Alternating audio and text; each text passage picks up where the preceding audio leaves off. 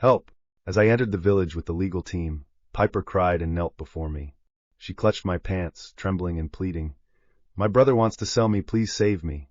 Before she finished speaking, David's rough curses came from behind.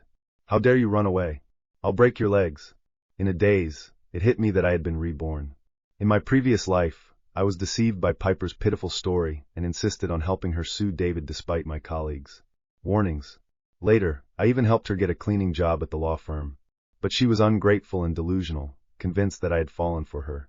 She not only claimed publicly that I was pursuing her, but even tried to seduce me, wearing a revealing slip dress while I worked. Over time, shocked, I immediately rejected her firmly and warned her to behave. After being rejected, she flew into a rage, left the law firm, and threw out the words, "I will make you regret this."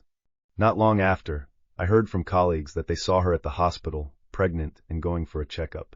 I assumed she had started a family and didn't pay further attention. But less than a year later, she suddenly showed up at the law firm with a child, accusing me of raping her in front of a group of reporters, claiming the child as evidence. At the time, I just thought she was slandering me and didn't take it seriously. But she took the child for a paternity test, and the results showed that the child was indeed mine. I was stunned on the spot. I tried to prove my innocence, but no one believed me in the face of the DNA report. I was fired from the law firm, blacklisted in the industry, bombarded with online insults and curses, and some even came to my house to scold me in person. In the end, I was placed under investigation. Maya broke up with me after learning about this. My parents both committed suicide amidst the overwhelming online abuse and their disappointment in me. Meanwhile, Piper started streaming and became an influencer. With tears in her eyes and a trembling yet firm voice, she said to the camera, "No girl would use her innocence to falsely accuse a man. If possible, I also want everyone to see the innocent me."